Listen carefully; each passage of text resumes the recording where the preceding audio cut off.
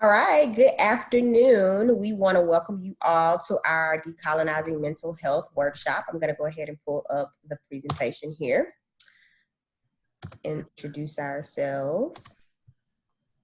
All right, so we originally were going to do Decolonizing Mental Health as a workshop for the spring quarter at Stanford, but of course we've had the pandemic, COVID-19, and so we've had to reimagine ways in which to reach everyone, but we wanted to offer this piece for you to be able to reflect on some content about your mental health and well-being during this time.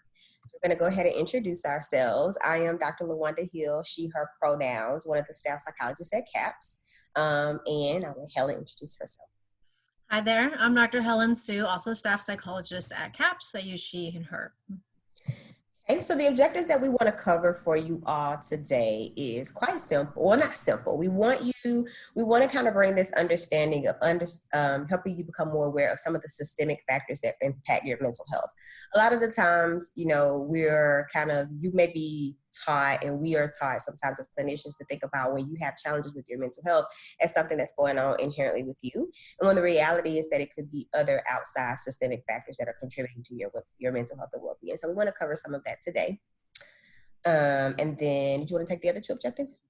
And we're going to cover the fundamental concepts about what is decolonizing mental health. Mm-hmm. And we intend to have some follow-up. Normally we'd have follow-up sessions or workshops, but we can do follow-up videos as well to get into the finer points. But these will be the fundamentals. Mm-hmm. And then we'll talk a little bit about getting into thinking about and assessing your own thriving and flourishing capacity and experience here at Stanford. Mm-hmm. Excellent. All right, so take it away, Dr. Sue. Yeah, our community agreements for growth. I love this Filipino concept of bayanihan. It kind of refers to a traditional nation, town, or community, which we are all a part of. We're actually a part of multiple ones. But I love the image too about how it, moving together, this one and moving an entire house together, and it takes multiple people in a village. So we're all trying to move toward a shared goal of some kind, to do that with care and respect. Mm-hmm. And I think that's one of the things that we really kind of want to center today is that, it is this idea of being in community that is a part of who we are, part of our DNA, that's really going to help us with well-being and flourishing. And so we want to kind of center that as one of the key objectives today and talk about decolonizing mental health. So one of the key things to remember is that trauma and oppression are not past history. They're not artifacts. They're very current in people's daily lives. And so holding that in mind as you try to understand things, that systems of oppression and exploitation are real, present, and in the lives of many. There's inequalities on all levels of the system. And so rather than a view of mental health that somehow you're the problem in everything, or it's some kind of always a disease, is understanding the context we're in. Mm-hmm. Some of what we mentioned here, there are several different systems. When we talk about systems, we think about policies, we think about laws, we think about structures, we think about norms, we think about values, some of the cultural norms that drive behavior, some of the cultural norms that drive the communities that we are part of, as all being very deeply embedded into the culture that impacts our overall well-being and mental health. And that is everything from educational systems to economical systems, from, the historical experiences of our ancestors who experienced trauma. All of these things work collectively to influence who you are today and manifest in impacting your mental health and well-being. So just thinking that sometimes what you may commonly have heard about mental health often has been taught, especially even for those of us who are educated in a Western context, that it was a very white, very individualistic way of understanding what's considered normal in human behavior. And the values, unfortunately, of those philosophies have been interpreted in a way as somehow definitive about your mental health. But they don't actually represent some kind of standard truth, and that's what we want to get you kind of thinking about. Mm-hmm. Some of the things that drive mental health and well-being in American culture and this Western culture is this ideal of individuation versus being in community. And so it's like pulling yourself up from the bootstraps, you having what you need to be mental health, being healthy and well, you being able to overcome challenges by yourself is actually what we would call a colonized thought. Because the reality is that being in community with other people and learning from them and benefiting from them and being healed by them is actually a way in which we all thrive. And so one of the things, or two of the things that we want to focus on today is this idea of, individuation versus being in community. And then the last point over here is the focus on function. Another piece of kind of colonized Western thought is that our values and our well-being has to do with how well we're functioning. And functioning really being about what we're producing, meaning if we're not producing, if we're not contributing largely to society as individuals, if we're not changing the world as individuals, then we, clearly are not making a difference. And if we buy into that thought and we don't see that plays out, then that begins to impact our overall mental health and well-being. And that's something that I like to believe is a colonized thought process. Mm-hmm. Right.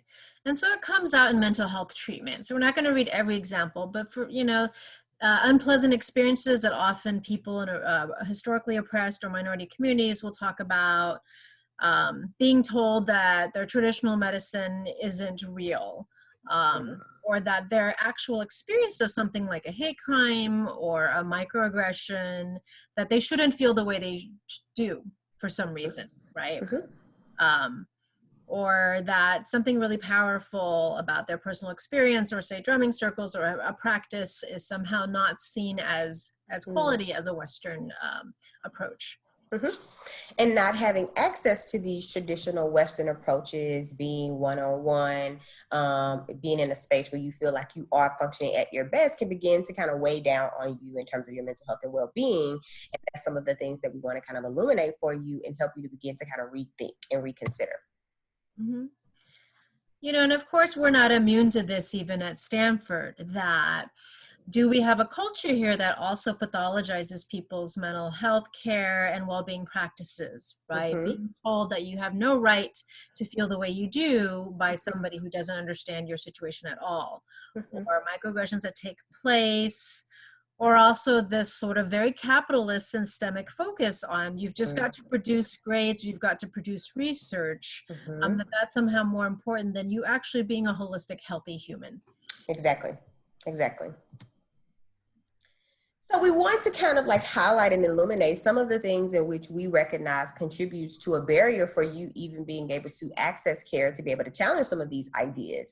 Really just to kind of validate your experiences and experiences of people who have come before you, because it is a very much so real thing. There's a lack of trust in the system. Historically, people of color have been mistreated, devalued, historically and currently actually mistreated in healthcare systems. And so that prevents or precludes people from coming in. This ideal of this lack of cultural humility, which basically means practitioners not really understanding your cultural beliefs, not really understanding what it means to be as a person of color in community, or you feel like you have to educate other people, or you're feeling, very drawn to your community back home, or very much so wanting to focus on your holistic well-being, but the person that you're seeing not understanding that because they come from this Western kind of colonized thought. These are a few of the barriers that you face in mental health that we want to kind of acknowledge. Any of the other ones you want to cover? We'll talk in more detail in the later follow-up. So we also wanted to highlight that why are we talking about this now, is that certainly college, young adulthood, late teenage years are one of the most high-risk times for multiple reasons for your mental health. So it's a really good time by age 24 or so to really spend some time shoring up the fundamentals of your mental health and well-being. And especially now as we're experiencing collectively a pandemic, which is challenging us all in different types of ways, we recognize that there may be some additional barriers to trying to really attend to your holistic well-being that you may be facing, that we want to kind of like just illuminate for you so that it doesn't continue to serve as a barrier, but rather we can remediate that so that you can get access. And so understanding that fundamentally we're in a bit of a detrimental health culture here, where human worth is often seen as, do you produce capital? And so, Jorge Cham, who was a Stanford student, has a whole series of PhD comics, which I think many of us can relate to, that health maintenance behaviors are devalued. You're not supposed to even go seek support until you're already extremely symptomatic and medically necessary. that we're almost proud of our badge of suffering, who can suffer the most. Mm-hmm. Mm-hmm. And that these, most importantly, like this detrimental health culture, it becomes very inflexible. And so the piece about that makes it particularly harmful is that when things like pandemics occur, when you are sheltered in place, when you're not in community, when you're not on campus, when you're not around your peers, and you have this inflexible ideal about what it means to get care, or you have this inflexible ideal about what it means to be healthy and well, or what it means to be thriving, then that can kind of place you at a different type of risk for your mental health being impaired, and you may not even be aware of it. And then that can kind of lead to this, okay, well then I'm supposed to be suffering. And so then that gives you some sense of well-being, because not well-being, but like a sense of kind of like solidarity with your other peers, because they too have bought into this idea that we need to be badge of honor. This is how we get through. This is how we pass. And really that's not going to be healthy ultimately, because it's unsustainable. So we want to talk about this idea of what it means to be flourishing and what it means to be languishing, right? And so when we're talking about flourishing, we're not just talking about how much you're producing, or how much you're being successful in the lab, or you're making the grades, especially now since we're on this pass-fail system. So in a lot of ways, this ideal of, how you have found a sense of value may be taken away from you, because it's not about who's making the best grades, who's producing the most. Some people are in labs and they can't be in their labs, which means they can't contribute to research. And so it can really create this idea of, whoa, if I'm not producing and I am not performing at my best, then who am I? And then that could begin to kind of impact your overall sense of well-being, and then ultimately your sense of flourishing. So we want to expand this idea of you are just well when you are producing to include other things. So it's a flourishing is a state of where we experience a sense of belonging. Okay, do you feel a belonging where you are? Self-acceptance, not who people want you to be or who you're striving to be is defined by other people, but your own self-acceptance. Are you in authentic relationships? Accomplishment and competence. So notice that the accomplishment and the competence is only a piece of flourishing, right? It is so many other components that contribute to our flourishing, which is directly related to our mental health. Also, are you experiencing positive emotions and purpose and meaning most of the time? So that is kind of a good assessment to ask yourself these questions. Do you feel a sense of belonging? Do you feel a sense of self-acceptance? Are you engaged in meaningful, authentic relationships? Is there a sense of accomplishment and competence? Is there positive emotion? Is there purpose and meaning? And then that can kind of give you a pulse of where your mental health is. Languishing, on the other hand, did you want to cover that one, Dr. Sue? Right, really just the absence of all these positive functional traits about psychological and social well-being. And so sadly, I think we see a lot of in CAPS people who are functioning, they're maybe grinding it out and they're doing the work, but they don't have any of these feelings of meaning, purpose, positivity, or they're getting great grades and they still don't feel competent. So there's still something missing. Mm-hmm. And so here's where we kind of want to, help you kind of expand this idea that a lot of times people have equated, well, I don't have a mental illness, so I can't possibly be languishing, or I am, I have a mental illness, so there's no even possibility of me flourishing. And we kind of want to challenge that as well, because really, as you can kind of see from this visual graphic, is that this is kind of like a intersection. Flourishing and languishing can be on the intersections of mental illness and not mental illness. So you could have mental illness and feel all this sense of belonging and positive emotion and competence and self-authenticity, and you can be flourishing, which you can see is the upper left-hand corner. So you could have a mental illness and still be flourishing. Likewise, as you can see on the bottom the bottom right side, is that you can also have no mental illness and be languishing. And that is kind of the idea that we want you to reflect on. Like, is it possible that part of your languishing has to do with this very limited definition of what it means to be well, as defined by just only productivity, as defined only by competence, as defined by what you can contribute to society, versus these other components that are very central and very essential to your state of well-being. Mm-hmm. And what does it look like? Some people are more familiar than others with when we talk about community as being a part of health. Mhm. Well, it's all the things that make up cultures, and yet that they exist in unique ways, but all over the world. There are rituals, there are celebrations, which provide spaces for being grounded in ourselves. There are lessons taught through storytelling, narratives, the arts for what may not be articulated in words, Mm. or counted in units or capitalism, but have incredible value.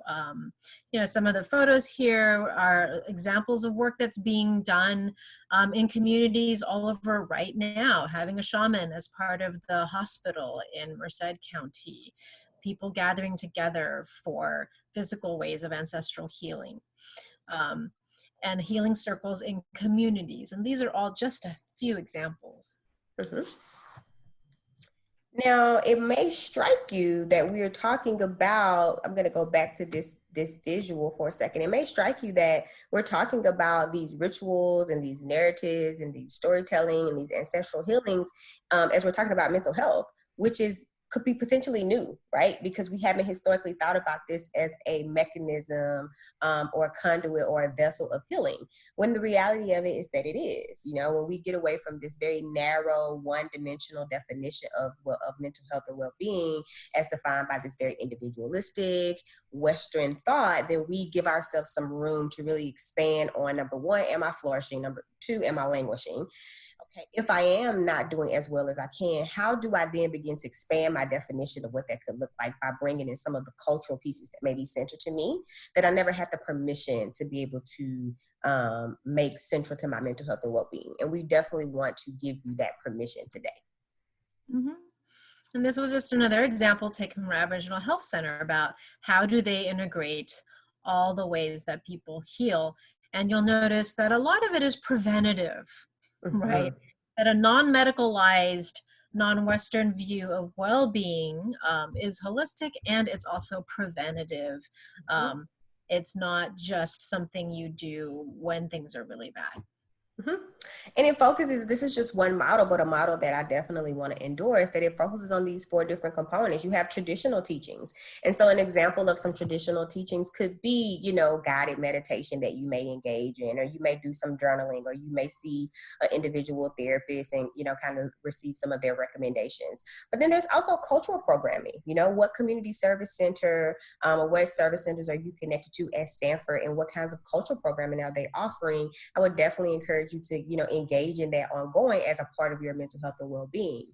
Additionally, versus it being kind of this individualistic, I am responsible for me, I need to be better, I need to be taking ownership of my care. While that is important, that you definitely have some responsibility in your health and well-being, relying on other emotional supports of other people to kind of help you in that process is a way in which we are, beginning to move beyond this colonized thought about what our mental health could look like. Mm-hmm. And something to think about is that appropriation is not decolonization. And what I mean by that is sometimes we will be taught, or we may have read or heard about taking maybe one attractive piece or practice from another culture, be it an Eastern Buddhist practice, say, or an indigenous healing practice, but to take it out of its actual community and cultural tradition and philosophical value, it's not effective, and it's also not respectful. Um, because, for example, indigenous practices take place in a certain kind of community, whereas if we try to take that and stick it into the same oppressive power dynamics, it's Mm-hmm. just not the same thing, and you can actually cause harm instead of actually being practicing something healthful. Mm-hmm. And some ways in which we are trying to be thoughtful about understanding that a lot of our students may come from these different ideologies and have directly been impacted by these power structures that's influencing their mental health or their capacity to be flourishing, and them experiencing languishing. We recognize that that is happening, and so one of the ways in which we've tried to do that is to come up with different outreach workshops. Obviously, in light of COVID-19, we're not able to do the work in which we had anticipated, but we're trying to adapt that.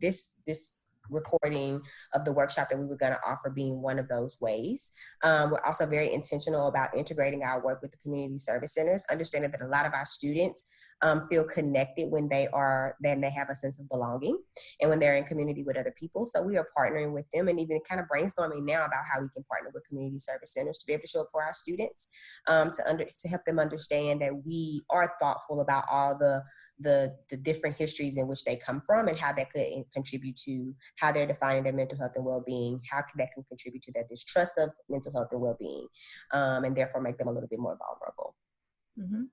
And during a normal school year where we're not sheltering in place, that's also, for example, CAPS Connect is just one of the ways that we offer web bookable drop-in consults in the community, not the clinic.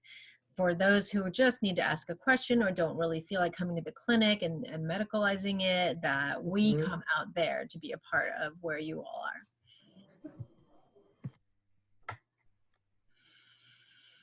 We'd really encourage students to look into being self-advocates, and also look at, gaining resources, but also asking for what you need.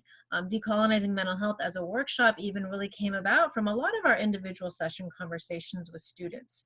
There is a Stanford Mental Health and Wellbeing Advisory Board that all students, undergrad and graduate, are welcome to come to and share at Vaden about what they see as the needs for well-being and mental health, speaking up in classrooms, commenting on what's happening if there are things contributing to your languishing, and as we mentioned, community centers. And then understanding that some of your resources may come outside of Stanford, for a lot of different communities. For example, if I think about some students, women of color may not find a lot of their resources that speaks to their background at Stanford, and that's okay to be thoughtful and creative about how they're going to, move outside of Stanford to be able to get their needs met and attend to their overall mental health and well-being. We have spaces at CAPS for you to be able to participate. We have individual sessions for those of you who are still in California and want to continue to do more exploratory, some exploratory sessions about like, okay, you really caught my eye with this decolonizing mental health. Can we talk a little bit more about that? We're definitely a resource in that regard. And so we wanted to end this brief fundamental decolonizing mental health thing by stating that we want you to think about who you are besides what you produce. Checking in if you feel grounded in a sense about your values and your ancestors' journey and where you are in continuing this. And that we, as Dr. Hill had said, we really welcome you to take advantage of the resources that Stanford has in terms of support, to follow up with CAPS, to consult about any of this or any of the things on your mind. You don't have to wait until you're feeling severely ill. And that's part of being kind of proactive and preventative in nature. So we really wanted to just kind of give you what we would call like some fundamentals and some foundations of what it means when we're talking about decolonizing mental health, and then produce a series of follow-up reflection prompts for you to be thinking about that, because you may find yourself at home where a lot of these historic and systemic factors are being illuminated in a different type of way, where you're starting to recognize just how much maybe you have been marginalized, or just how much you did find community and resources at Stanford because what you didn't have in the community. It could be the opposite. You may be finding that it is harder for you to be productive. It is harder for you to feel good and experience those positive emotions that we talked about. And a lot of those things could be a result of some of the things that we covered today. And so we want to just give you permission to experience that and explore that, and then we'll have some follow-up reflections for you to think more critically. And as we said, if you would like to schedule a follow-up session to even think more, you want to have some contact, person to person, but some telehealth contact with Dr. Sue and I, we definitely will be available to do that. And for those who are not in the state of California, we're available to be able to connect you to some different resources for people in your state who can continue to help you reflect on what this means, because this is a very critical time. So we hope everybody is well and continue this. All right. I'm going to go ahead and stop it. Hey.